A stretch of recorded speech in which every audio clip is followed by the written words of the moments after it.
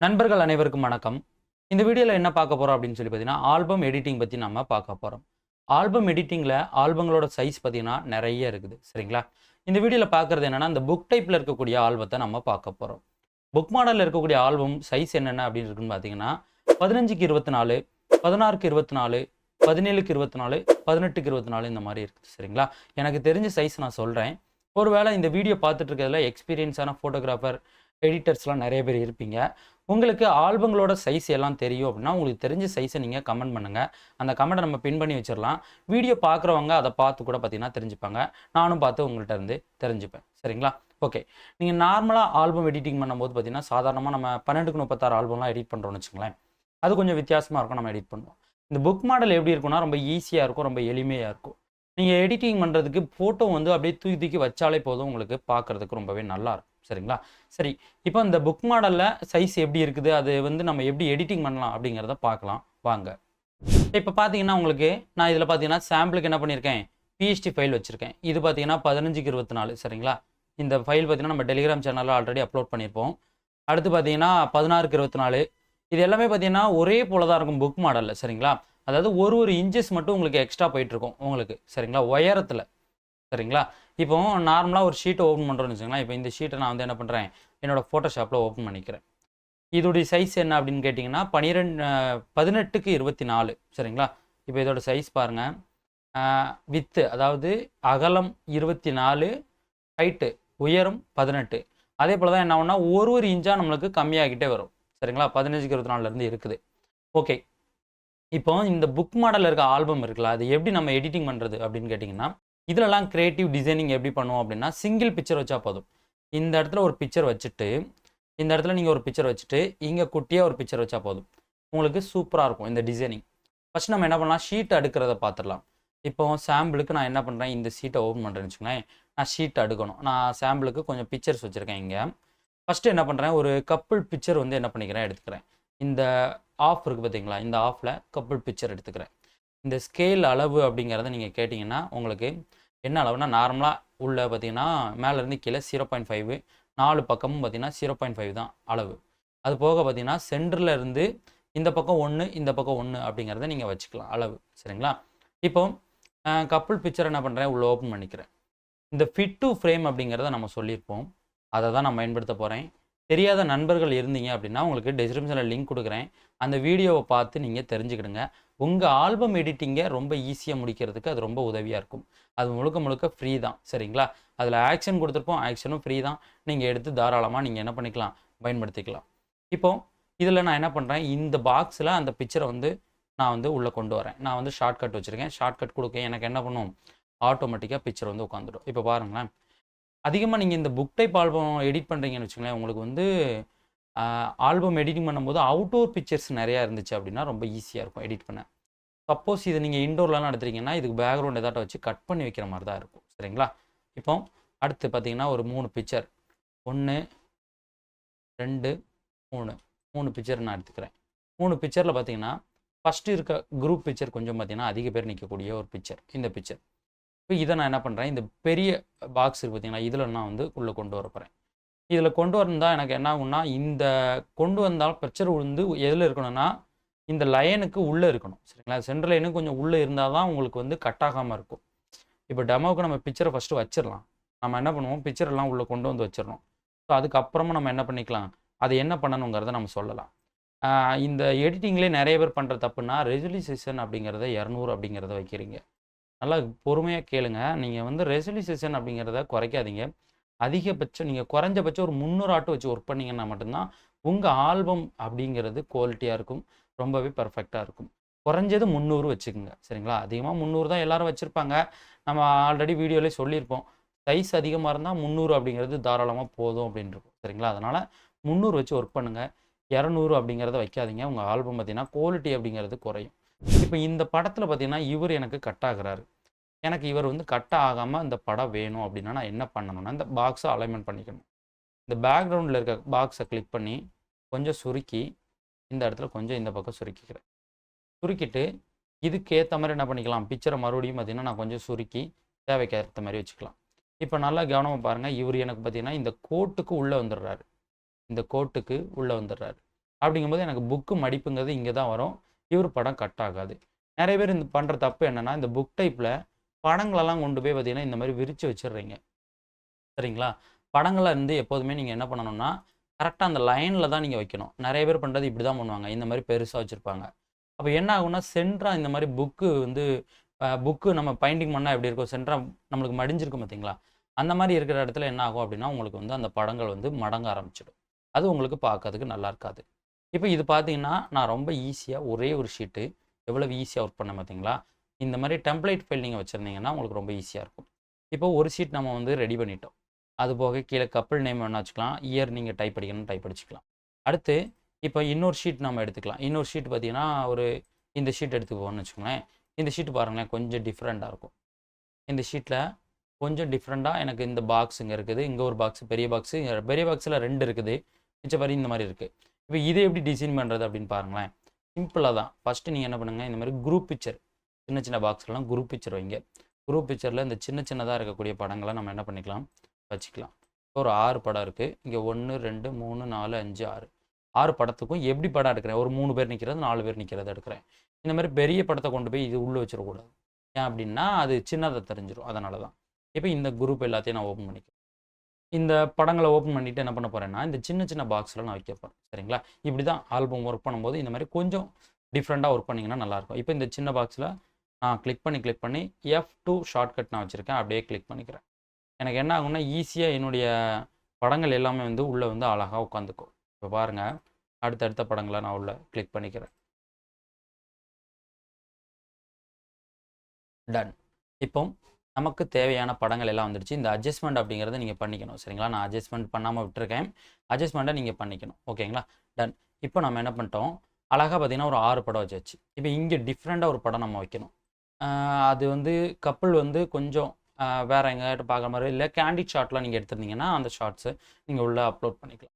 இப்போ நான் இந்த படத்தை அப்படியே ட்ராக் பண்ணி என்ன பண்ணுறேன், இந்த கப்புள் பிக்சரை இங்கே இந்த எல்லோ கலர் பாக்ஸில் நான் என்ன பண்ணிக்கிறேன், ஆட் பண்ணிக்கிறேன். எல்லோ கலர் பாக்ஸில் ஆட் பண்ணிவிட்டு அந்த பிக்சர் கொஞ்சம் டிஃப்ரெண்ட்டாக தெரியணும் அப்படின்னா ஷிஃப்ட் மைனஸ் அப்படின்னு கொடுத்தோம்னா போதும். என்ன பண்ணும், பேக்ரவுண்ட் கலர் என்னவோ அதுக்கேற்ற மாதிரி மாறிடும். இது பார்க்குறதுக்கு நல்லா இருக்குது. இல்லை உங்களுக்கு இந்த மாதிரி ஃபுல்லாக கப்புள் வந்து தெரியணும்னா நீங்கள் இந்த மாதிரி வச்சுக்கலாம். எனக்கு வேணாம். ஏன்னா எனக்கு இந்த அவங்க ஃபேஸ் மட்டும் தெரியுது, ரொம்பவே நல்லா இருக்குது. இப்போ பார்த்தீங்கன்னா ஒரு டிஃப்ரெண்ட் கிடச்சிச்சிங்களா? அடுத்து இங்கே கப்புள் பிக்சர் வைக்கணும்னா வச்சுக்கலாம், இல்லை பெரிய குரூப் வைக்கணும்னா வச்சுக்கலாம். அங்கே வந்து நம்ம ஒரு பெரிய குரூப் வைக்கிறோம்னு வச்சுக்கலாம். இந்த மாதிரி ஒரு படம் நான் இதில் கம்மியாக தான் படம் சாம்பிளுக்கு வச்சுருக்கேன். நீங்கள் எடிட் பண்ணும்போது உங்களுக்கு உங்கள் ஆல்பங்களில் கொஞ்சம் முக்கியமானவங்க, அதாவது வீட்டில் வந்து ஃபங்க்ஷனில் வந்து அவங்களுடைய ரிலேஷன் அந்த மாதிரி யாராட்டும் அவங்க சொந்தங்கள் அந்த மாதிரி இருக்கவங்கள கொஞ்சம் பெருசாக வைக்கலாம். அப்படி இல்லைன்னா வந்து ஒரு மோதிரம் போடுற மாதிரி இருக்கும் படங்கள் எடுத்திருப்பீங்க. அதாவது அவங்க ரிலேஷன் யாராட்டும் மோதிரம் போடுற மாதிரி இருக்கும், சொந்தக்காரங்க மோதிரம் போடுற மாதிரி இருக்கும். அவங்க தாய் மாமா, சித்தப்பா, பெரியப்பா அந்த மாதிரி பெரிய சொந்தங்கள் யாராட்டும் இருந்தாங்கன்னா அவங்களும் இந்த மாதிரி ஒரு பெருசாக வச்சுட்டிங்கன்னு வச்சுங்களேன், ஆல்பம் ஷீட் வந்து சூப்பராக இருக்கும். இப்போ இன்னும் ஒரு பாக்ஸ் இந்த இடத்துல எம்டி இருக்கா, அதுக்கு என்ன பண்ணலாம், இந்த இடத்துல இவருடைய பிக்சர் கொஞ்சம் டிஃப்ரெண்ட்டாக இருக்குது பாருங்கள். இந்த பிக்சரை நம்ம என்ன பண்ணிக்கலாம், இதில் ஆட் பண்ணிக்கலாம். இதேமாதிரி நான் ஆட் பண்ணிவிட்டு அப்படியே நான் விட போகிறதில்ல, என்ன பண்ண போகிறேன், ஷிஃப்ட்டு மைனஸை ஒரு கிளிக் பண்ணால் நம்மளுக்கு என்ன பண்ணும், அந்த பேக்ரவுண்ட் கலருக்கு ஏற்ற மாதிரி படம் மாறிடும். தட் இப்போது நீங்கள் பாருங்கள், இந்த ஷீட் எந்த அளவுக்கு நம்மளுக்கு ஈஸியாக வேலை முடிஞ்சிச்சு அப்படின்ட்டு. தூக்கி வைக்கிற வேலை மட்டும்தான். சரிங்களா? ஒருவேளை உங்களுக்கு படம் வந்து இந்த மாதிரி தான் இல்லை, வேறு மாதிரி இருக்குதுன்னா நீங்கள் என்ன பண்ணணும்னா இந்த பாக்ஸ் எல்லாத்தையுமே அலைன்மெண்ட் பண்ணிக்கணும். சரிங்களா? அதுவும் நீங்கள் தெரிஞ்சுக்கணும். ஏன்னா அதில் வரக்கூடிய நம்ம டெம்ப்ளேட் ஃபைல் இருக்குது பார்த்தீங்களா, இப்போ இருக்க பிஎஸ்டி ஃபைல் இருக்குதுன்னு வச்சுங்களேன். இதில் வேறு ஃபைலை காட்டுறேன். இதில் ஒரு ஃபைல் இருக்குது. இந்த ஃபைல் இருக்குன்னா இதில் என்ன இருக்கோ அதை அப்படியே வைக்கக்கூடாது. ஏன்னா நம்ம படத்துக்கு ஏற்ற மாதிரி தேவைக்கு ஏற்ற மாதிரி மாற்றிக்கணும். ஒருவேளை உங்களுக்கு இதில் இருக்கிற மாதிரி தான் 2 படம் பெரிய படம் வைக்க வேண்டி இருக்குது, அப்புறம் 2 சின்ன படம் இருக்குது, அப்புறம் இங்கே ஒரு கப்புள் பிக்சரு அப்படி இந்த மாதிரி வைக்க வேண்டிய இருக்குன்னா நீங்கள் தாராளமாக இதில் இருக்க மாதிரி யூஸ் பண்ணிக்கலாம். ஒருவேளை உங்களுக்கு வேறு மாற்றணும் அப்படின்னா உங்கள் படங்களை பாருங்கள். ஃபஸ்ட்டு உங்கள் ஃபங்க்ஷனில் இருக்க படங்களை பாருங்கள். படங்கள் இந்த லைனை பார்த்துட்டு, ஓ இந்த படங்கள் இப்படி இருக்குது, அதுக்கேற்ற மாதிரி அலைன்மெண்ட் பண்ணுறதை நீங்கள் பண்ணிக்கணும். இப்போ நம்ம அடுத்து என்ன பண்ணலாம்னா, இந்த கிரியேட்டிவ் டிசைன் எப்படி பண்ணலாம் அப்படிங்கிறத பார்க்கலாம். அதுவும் நீங்கள் நம்ம ஃபிட் டு ஃப்ரேம்னு நம்ம கொடுத்துருக்கோம் பார்த்தீங்களா, இந்த விஷயத்தை நீங்கள் எடுத்து வச்சுக்கிட்டிங்கன்னா போதும். உங்கள் ஆல்பம் எடிட்டிங்கில் இந்த பாக்ஸுக்குள்ளே படத்தை வைக்கிற வேலை உங்களுக்கு மிச்சம். மற்றபடி நீங்கள் எல்லாம் ஈஸியாக எடிட் பண்ணிக்கலாம். இப்போ நம்ம இதை க்ளோஸ் பண்ணிவிட்டு ஒரு கிரியேட்டிவ் ஷீட், இப்போ இது வந்து ஒரு கிராஃபிக் ஷீட். இந்த ஷீட்டில் நம்ம எப்படி எடிட் பண்ணணும்னா, அதாவது இந்த பக்கத்தில் பார்த்தீங்கன்னா நீங்கள் என்ன பண்ணிக்கணும், கப்புள் பிக்சர் இந்த பக்கத்தில் ஒரு படம் வைக்கணும். இந்த குட்டியாக இருக்கிறதுல ஒரு படம் வச்சுட்டிங்கன்னா போதும். இந்த புக் டைப்பை ஓப்பன் பண்ணி பார்க்கும்போது ரொம்பவே அருமையாக தெரியும். இதுலையுமே அவுட்டோர் படம் இருந்துச்சு அப்படின்னா ரொம்பவே சூப்பராக இருக்கும். சரிங்களா? இப்போ என்ன பண்ணலாம், ஒரு படம் கப்புள் படத்தை கட் பண்ணணும். நான் இவருடைய படத்தை கட் பண்ணிக்கிறேன். ஏன்னா அதான் சிங்கிள் படமாக இருக்குது, ஈஸியாக இருக்கும் கட் பண்ண. மேஜிக் ஒன் டூல் எடுக்கிறேன், செலக்ட் சப்ஜெக்ட்னு கொடுக்குறேன். இது வந்து லேட்டஸ்ட் வெர்ஷன், அதனால் நம்மளுக்கு செலக்ட் சப்ஜெக்ட் காட்டும். 2019 ஃபோட்டோஷாப் நீங்கள் யூஸ் பண்ணாலும் உங்களுக்கு இந்த ஆப்ஷன் இருக்கும். சரிங்களா? இப்போ எனக்கு படத்தை செலக்ட் பண்ணிடுச்சு. நான் அப்படியே இங்கே போய்ட்டு ஒரு மாஸ்க் அப்படின்னு கிளிக் பண்ணிக்கிறேன். ஒரு டெமோக்காண்டி தான் படத்தை கட் பண்ணியிருக்கேன். அப்படி இல்லைனா நான் என்ன பண்ணுவேன், பென் டூல் போட்டு தான் பர்ஃபெக்டாக தான் கட் பண்ணுவேன். சரிங்களா? ஒரு ஆல்பம் எடிட்டிங் அப்படின்னு வந்துட்டாலே. இப்போ இந்த படத்தை அப்படியே காப்பி பண்ணி என்ன பண்ணுறோம், இங்கே கொண்டு வந்து பேஸ்ட் பண்ணுறோம். பேஸ்ட் பண்ணதுக்கப்புறமா இந்த இடத்துல நம்ம சுருக்கிக்கிறோம். நீங்கள் கவனமாக பார்க்குறது இன்னொன்று என்னென்னா, இந்த ஆல்பம் ஷீட் வந்து ஓப்பன் பண்ணுறோம் பார்த்தீங்களா, டெம்ப்ளேட் ஃபைல் ஓப்பன் பண்ணிவிட்டு அதோட அளவை செக் பண்ணணும். நிறைய பேர் அளவு செக் பண்ணுறதே இல்லை. அளவை விட இந்த ரெசல்யூஷன் அப்படிங்கிறது ரொம்ப இம்பார்ட்டன்ட். அளவு கரெக்டாக இருக்குது அப்படின்னு பார்த்துட்டு ரெசல்யூஷனை நீங்கள் என்ன பண்ணணும், 300ங்க தான் மாற்றிக்கணும். ஏன்னா நம்ம டெம்ப்ளேட் நிறையா டவுன்லோட் பண்ணுறதுலாம் 200 ரெசல்யூஷன் தான் வரும். இப்போ உதாரணத்துக்கு இன்னொரு ஷீட் ஓப்பன் பண்ணுற பாருங்க, இந்த ஷீட்டை ஓப்பன் பண்ணுறேன். இந்த ஷீட்லாம் பார்த்தீங்கன்னா நம்ம சைஸை பார்க்குறோன்னு வச்சுக்கோங்களேன், 16க்கு 24ன்னு இருக்குது, ரெசல்யூஷன் 300 இருக்குது. நீங்கள் 18க்கு 24 ஒர்க் பண்ணிவிட்டு இந்த ஷீட்டை அப்படியே மாற்றி விட்டிங்கன்னா உங்களுக்கு 2 இன்ச்சு கம்மியாகும். அப்போ பிரிண்டிங் கொடுக்கும்போது உங்களுக்கு பிரிண்ட் அடிக்கிற இடத்துல சொதப்பிடும். அப்படி இல்லைனா அவங்க வந்து ஷீட்டை மாற்ற சொல்லுவாங்க. அதனால் ஒர்க் பண்ணும்போது எப்போதுமே சைஸை நீங்கள் செக் பண்ணிக்கணும். இப்போ இந்த படத்தை நான் என்ன பண்ணுறேன், கொஞ்சம் சுருக்கிக்கிறேன். இந்த இடத்துல கரெக்டாக இந்த இடத்துல இருக்கிற மாதிரி. இந்த படம் வந்து ஃபேண்ட் வந்து ஒயிட் கலர் போட்டிருக்காரு, அதனால் அந்த பாக்ஸுக்கு ஏற்ற மாதிரி நான் என்ன பண்ணிக்கிறேன், அட்ஜஸ்ட்மெண்ட் பண்ணிக்கிறேன். டன். இப்போது சுருக்கம்னா கொஞ்சம் இந்த மாதிரி சுருக்கிக்கலாம். இப்போ எனக்கு இப்போ தேவையான படம் வந்து வந்துடுச்சு. இந்த பக்கத்தில் நம்ம வந்து பிரைட் அப்படின்னு இருக்கா, இதை குரோம் அப்படின்னு மாற்றினோம்னா மாப்பிள்ளை அப்படின்னு அர்த்தம். அவருக்குள்ள நேமை வந்து நம்ம மாற்றிக்கலாம். இந்த படத்தை அவருக்குள்ளேயே ஒரு படத்தை நம்ம இங்கே கொண்டு வச்சுக்கலாம். சரிங்களா? இப்போ இந்த பாக்ஸில் அந்த படத்தை வைக்கிறேன்.